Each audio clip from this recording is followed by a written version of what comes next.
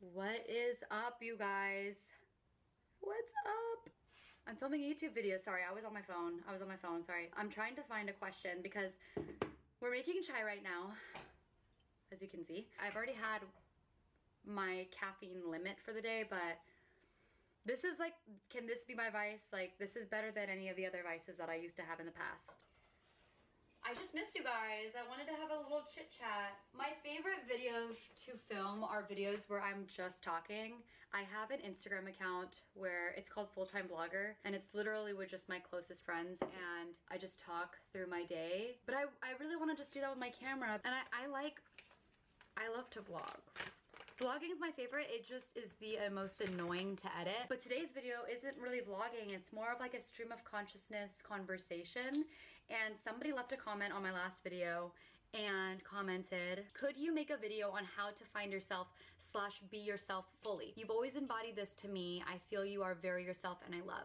First of all, thank you. I found this comment very ironic because I am totally confused about who I am all the time. I don't want you guys to be confused on yourselves, but I also think maybe if somebody perceived me that way, like I could just tell you what I do and, you know, take it or leave it. If this advice and this perspective sounds like trash, then, you know, don't have to do it. But I'm also still figuring it out, and there's a lot of people on YouTube that make really, really good advice videos on becoming yourself and becoming comfortable with yourself, you know? I don't think that I'm very qualified to talk about this, but since you asked, I guess I'll give a little preface as to like, oh, by the way, I'm using Kolkata chai. I just found out about this company like a month ago, and I have been addicted to it, and it is delicious. I just took a cup of water and I set it to boil, and I just put some chai in it. I don't add my milk until the very end because I feel like the spices open up more when it's just the spices and the water boiling. A little backstory on myself and my self-image. It doesn't sound, I think, too different than everyone else's experience. I feel like if you have ever been a 17-year-old girl, young woman, you understand that your hormones are all over the place. You also think that you're the most fuggliest creature on the planet. Nobody could make you think otherwise. Like, nobody. It's kind of just something that I've learned as I've gotten older. Like, dude, like you can't really care. At that age, I would say probably from preteens, not preteens, maybe that's a little bit too early, but no, low-key kind of preteens to like 22. Yeah, this is recent, you guys. I've kind of cracked the code very, very recently, or at least kind of been leaning in that direction more recently. But even into my early 20s, I was like not feeling myself, like really not feeling myself. And you go through ebbs and flows of feeling insecure, and like you're just like, okay, like WTF, like what's going on? Why do I look like this? And obviously the internet doesn't help, and that is just with physical appearance alone. Loving yourself, your personality is totally different, because even into my early 20s, like I didn't like myself, and it wasn't that I had attributes that I feel like I hated or wanted to change. It was more that I wasn't accepting and like being like this, like, come on girl, bring it in. I wasn't loving on myself. I wasn't there for myself, and I definitely didn't like myself. So it was hard to really feel like full and to feel fully myself if I didn't even know who that was, and I didn't even like who that might be. I think a big part of it for me was holding back on the fear of how I am perceived to other people. This is also a very common fear. We are all aware of how we may be perceived, hypervigilant, kind of looking around all the time, worried about every step, every move we make, or at least I could speak from personal experience, like how other people are going to receive me and my personality, and thinking that I'm too big or too extra or too loud and too crazy and too excited. I think kind of recently I just started to fall in love with those parts of myself, because I was like, dude, if people don't like you for who you are, like what's the alternative? You have to fake being somebody else and then they like you. Like, that's even worse. This is why I said this is not an advice video, you guys. I'm still trying to figure it out. Actually talking about this is making it better for me, because I'm actually starting to acknowledge my feelings. But yeah, and then you go through your own traumas, your own life experiences that kind of lead you to where you're at. For myself, the way that I see it is that you're constantly rediscovering who you are. And the trippy thing is that you're constantly evolving. So it's like you're chasing, you know, trying to get a hold of like, who am I? Who am I? And you never catch it because the person that you're chasing is always changing. So you kind of just gotta let it go. I don't care to have to understand the woman I'm becoming. I just have to care enough to love the woman I'm becoming. And if there's any attributes or any characteristics or anything that I don't necessarily like about myself, whether that's habits, vices, disciplines, lack thereof, then you either change it or you just sit back and stop complaining about it. I think recently my mentality has made me love the woman I'm becoming and kind of embracing who I am as a person because I feel like I'm proud of that person. When I kind of didn't feel sure about the woman I was becoming, maybe because I was ashamed of some of the habits that I had, it was hard to embrace who I am, like being proud to be who I am, because I was kind of like, okay, well, she's kind of, you know, not really in her bag. She's not really like doing the damn thing. She's kind of just there. Detaching yourself from your internet persona is a huge factor. You could sit here and say that you're exactly the same on the internet as you are in person, but it's so multifaceted in person. Like, I feel like in person, I'm gonna be perceived one way by one group of people because there's a level of vulnerability and there is a level of safety that I may feel in that group, enough to be my true self. And then in another group, I may feel like I'm having to put on almost like a little bit of a mask, maybe a safeguard, because I don't feel like it's a safe enough space to be completely vulnerable and completely myself. I might tone down my excitement. I might not be as eccentric and lively as I could be if I was with my people. Just know that that doesn't make you any less yourself. That doesn't mean that you're like not embracing who you are. I think we approach different circumstances and different environments with our different safety nets and our different guards, if you will. It's just natural. I don't think that it's something that, you know, you should be trying to be authentically you all the time, every day, because some people, I don't want to say don't deserve that authenticity, but some people might dim that. In a way, you're almost protecting the true you by feeling like you're confronting a situation in the way that you feel necessary. And maybe that means that you're not being truly yourself in that moment. I don't know, is that a good thing or a bad thing? I have literally no idea. Somebody tell me. I don't know. All I know is there's moments where I feel like I can be truly myself and I can be that person, and then there's other moments where I feel like I just gotta sit in the back seat. More be the observer than the talker, and sometimes that's the best thing for me. As for finding yourself, I'm still doing that, girlfriend. I'm still trying to find myself, and there's a constant renewal, and there's like this, it's changing so much all the time. Finding yourself, there's just a lot of layers to this, because I feel like there's things you can do to help find yourself and to kind of figure out what you like.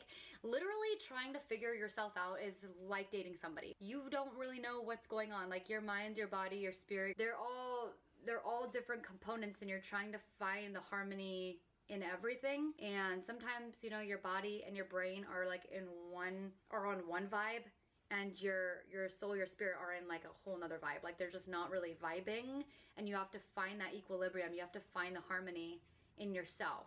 There's so much going on. There's so much going on. I'm obviously confused. Another thing, this year, I don't know why this kind of idea has been floating in my mind, but I'm totally fine being confused. Now, do not get that confused with being ignorant. I'm not okay with being willfully ignorant. I'm just okay with being confused sometimes about certain things, not being certain of things. And I think this is a very, very sharp pivot to how I used to think, where I was certain of everything. Everything I knew I had a very strong opinion on. There are things that I do have a strong opinion on, but I'm kind of learning to let go of the things that I probably don't know that much about. I think it's okay to be unsure. In being unsure, it's not like being indifferent. I don't want to get it confused with being unsure with being indifferent. It's not the same, or at least I don't see it being the same. I'm just not certain. Lately, this is like kind of a rabbit trail, but this crazy thing happened today. I was thinking and meditating on the fact that I felt very at peace lately. And I told Adrian, dude, this is the first time in my life that I've ever felt this at peace. And he was kind of confused. He's like, what do you mean? And I'm like, no, I've been excited and I've had moments that are peaceful. But looking at my life, I've never felt this at peace. And it's not that I have more security right now. It's not that I have more money right now. Definitely not that one. I just feel more at peace. So what does this mean? It goes back to just being letting myself be confused about the wonders of the world and the things that I don't know about myself, and the curiosity and the excitement of not knowing that has given me peace.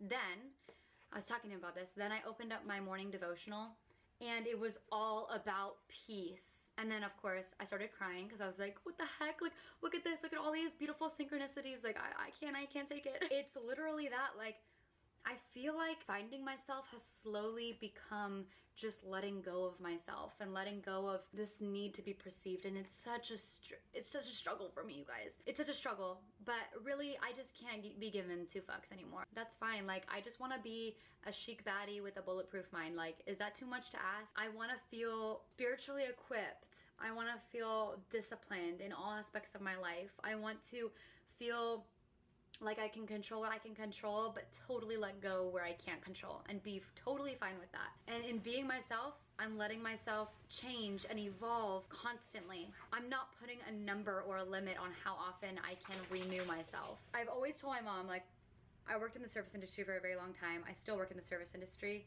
just not as my main job anymore. I will never stop loving connecting with people. Like, my true love in life, I feel like, is just connecting with others.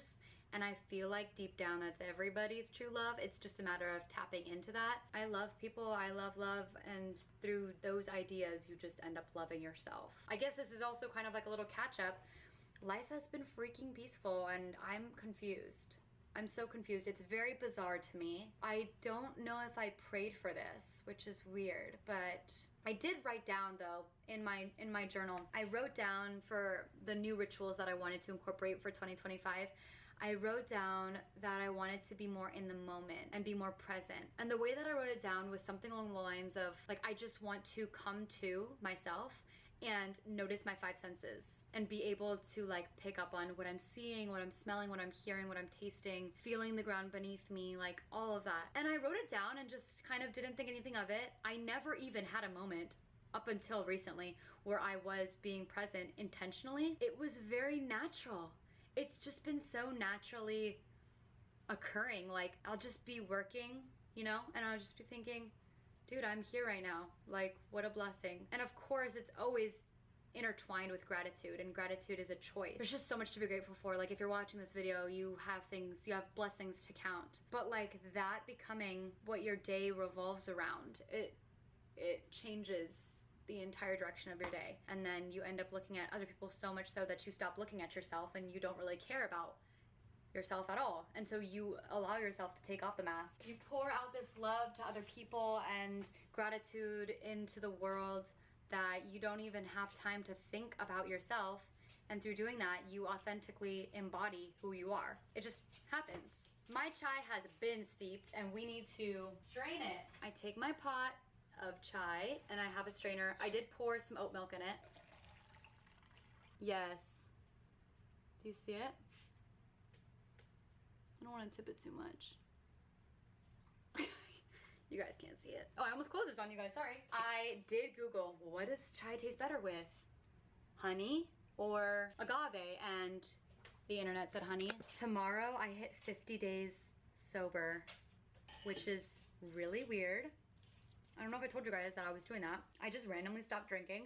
It's an entire inner dialogue that I've got going on. I don't really understand what's going on, why I'm doing it, or all the feelings that I have with it. Some people ask me if I feel any different. And at first I said no. At first I said no. I wake up just as confused. I feel like my head is always in a daze, which it is. But I feel like I have a level of self-control that I did not have before. It's given me kind of a confidence knowing that I've been able to control my urges. And I've wanted to drink and simultaneously don't want to drink. That's the weird thing, but I do have a sober app. It tracks my days. I'm like a visual person. I need to see a number. Read it and weep. I did try a non-alcoholic strawberry blonde on Super Bowl Sunday and it was pretty dank. Oh my gosh, that is so good. That's like exactly what I needed. When you have your sober app, you write down like your reason. Is it your testimony? I guess your testimony as to why you're doing this. And I wrote down to equip myself with spiritual discipline because I feel like I just need to be in control. I wasn't like a crazy drunk person before, like I wasn't weird. I just want to be mindful all the time about what I'm saying because your words are very powerful. When in doubt, just don't talk. When in doubt, listen and observe. Sometimes when you're nervous, you overshare, or you know, when you're in a situation, you feel like you want to share, you know, parts about yourself to make other people feel comfortable maybe. Regardless, like sometimes you shouldn't, and I feel like I'm definitely an oversharer. I used to be like a really bad oversharer, but now I feel like I've just chilled out. My life right now, if I were to sum it up into 3 words, are peaceful, bizarre, and wonderful. Peaceful, bizarre, and wonderful. I feel like I'm having that childlike wonder that I've constantly wanted to cultivate but never really got around to doing. I feel constantly curious, like what's going on, and confused, which babies are confused all the time, like children are always confused. I'm getting a lot of inspo from children. Like I want to be like children where they're like, oh, I want to do this, I want to do that. Like they, you know, they have hobbies. Children have hobbies. They love to like get into mischief. And I feel like that's very healthy as an adult. We lose that. Like what happened to us being mischievous? Can we be mischievous and silly and also like mindful? Okay guys, well, that's it for me. I'm done talking. I think I've done too much damage. I hope that answered your question. I know that was probably not the answer you were looking for. Cheers, you guys. I hope you have a blessed night. Think of 3 things you're grateful for, write them down, meditate on it, and we'll talk soon. Love ya!